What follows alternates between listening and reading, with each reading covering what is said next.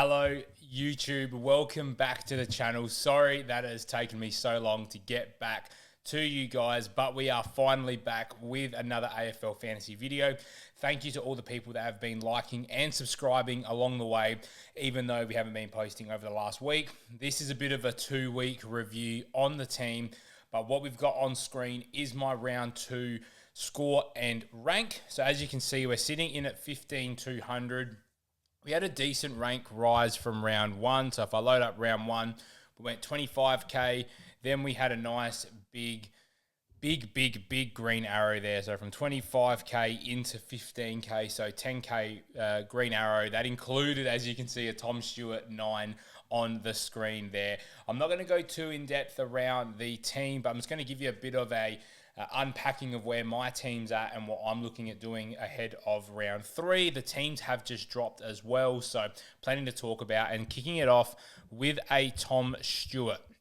Tommy Stewart went 9 points, PCL potentially, but what's ended up happening is he's been named in this week's lineup for Geelong. Yes, he has a big 141 break even. Yes, he's playing the Lions up in the Gabba, but I am going to hold on to Tom Stewart this week because, as you can also see in my defense, is a Harry Perryman. 104 break even on the bye, meaning we're not going to get his points this week as a best 18 week. So Harry Perryman will definitely be in my trade plans. The rest of my defense, I'm very happy with. Jaden Short, Matt Roberts, Freya, De Koning, very happy with them long term.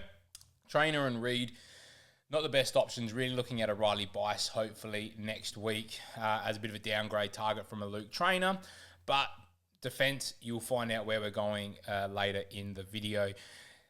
Quick review of our midfield. Very happy. Bar Will Day. Will Ashcroft, again, 90. If you offered me that ahead of time against West Coast, I probably wouldn't have taken it. He has gone down 25k so far, but goes into Geelong in the very big wet, which I'm a bit worried about with Ashcroft. But then he gets Richmond, Bulldogs, Collingwood, St Kilda, Suns, North Melbourne, who are all typically good for midfielders. So I'm expecting Will Ashcroft to be okay. But Dawson, Rosie, Oliver, Lindsay, Levi Ashcroft, Chera, very happy with. And Will Day, a lot of people talking about Will Day. Do you hold? Do you move on? Break even of 83. So even if he goes really well, he's not going to make heaps of cash.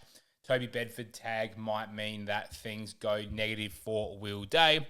Ruck line, Gawn and De Koning. Gawn, very disappointing against Sherry. Would have loved him to bridge that gap a little bit more. But I'm still going set and forget here in the ruck line. Forward line, we've got McRae, Sanders, Hall, Garcia, Daniel, Davidson, Bailey Smith, obviously named this week as well. So that's where the team's at. 15k, look, not exactly where I want to be after 2 rounds, but it's not the end of the world. So let's move into our team in round 3. Let's just go to the bottom. These are my trades at the moment.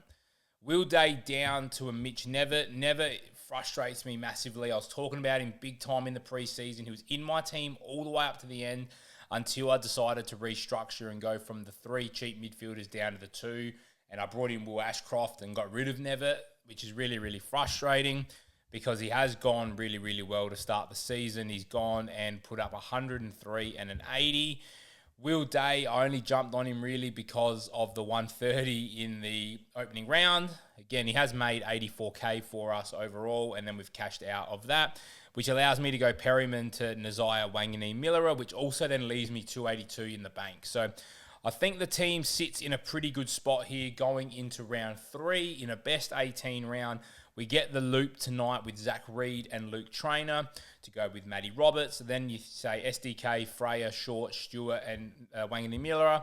I'm happy to ride the cash loss on Tom Stewart, I think, because he's still a premium option. That's why I'm selling Will Day over Stewart, because in the midfield, I feel like I can get to a better top 8 midfielder versus Tom Stewart. He's probably more likely to be a top 6 defender. Forward line's a big issue with Hall, Davidson, and Garcia. My plans for next week, as long as I don't get any major bullets this week, will definitely be a Luke Trainer sort of down to a Riley Bice, and then a Garcia hopefully all the way up to, say, an Isaac Rankin, because Rankin has a higher break even with the sub game last week. So that's where I'm looking at my team. I've gone back to that midfield structure, which I typically was on for most of the preseason, which is really annoying because I can't use the money that's in the bank. But it's okay. It's a best 18 week. We've got no Angus Hasty. He's a red dot.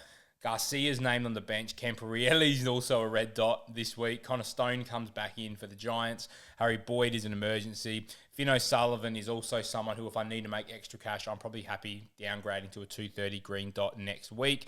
Riley Sanders, still not typically quite happy with his scoring, but priced in the 60s. He's gone pretty much 70 so far, so it's not the end of the world for Riley Sanders. So that is my side.